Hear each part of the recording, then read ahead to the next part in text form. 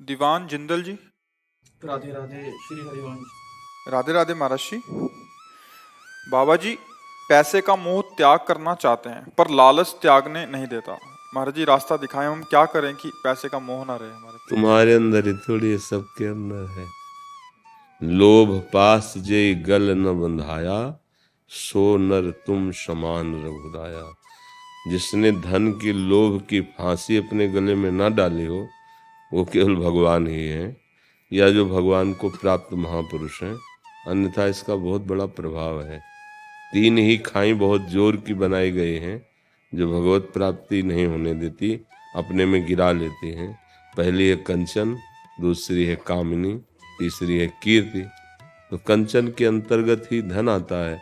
धन की वृत्ति इसलिए हमें प्रिय लगती है कि उससे हमें भोग मिलते हैं। अगर धन से भोग न मिले तो धन का महत्व खत्म हो जाए। अब बताओ, 2000 के नोट एक बक्सा भर आपको दिए जाए, आपको लेने में अच्छा लगेगा क्या? क्योंकि पता है उसका महत्व खत्म हो चुका है। नहीं पता है ना। तो धन का महत्व क्यों है आपके अंदर? क्योंकि उससे भोग सामग्री मिलती है। मन चाहे हम खर्चा कर सकते हैं। खर्चा किस में? इंद्रियों के भोगों में। खा सकते हैं, देख सकते हैं, सुन सकते हैं, अच्छी विलासता से रह सकते हैं, क्योंकि अर्थ से इंद्रियजन्य भोगों की लालसा हुई। अच्छा, इंद्रियजन्य भोगों पर आते हैं तो कौन सा ऐसा भोग है जिसको प्राप्त करने के बाद आप ये कह देंगे कि अब मुझे नहीं चाहिए? कोई भी आप विचार करके बताइए जिसके प्राप्त हो जाने पर आप ये कह दें कि अब कछुनाथ न चाहे मुझे। ऐसा एक भी भोग नहीं है। महाराज ययाति चक्रवर्ती सम्राट शुक्राचार्य जी की पुत्री बहुत ही सुंदर देवयानी जी पत्नी रूप में प्राप्त किया, खूब विषय सेवन किया।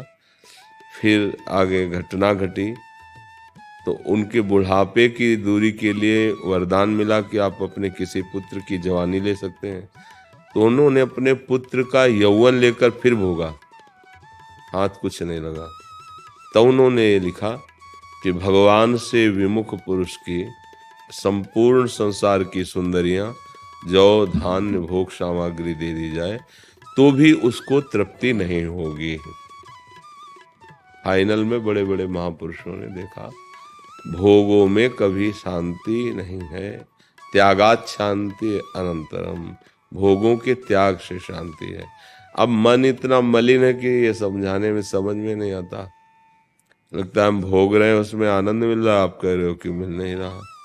तो जब शराब आदमी पीता है, नाली में पड़ा होता है, तो उसको दुख थोड़ी होता है। उसको ऐसा लगता है जैसे बादशाह है, उसको कोई परेशानी नहीं है।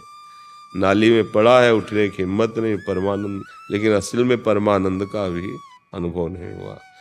तो यदि हम भगवान के आश्रित होकर के नाम जप करें और नाम में हमारी महत्व बुद्धि हो जाए जैसे धन में होती है, तो आप इस लोक में भी सुखी हो जाएंगे और परलोक में भी सुखी हो जाएंगे।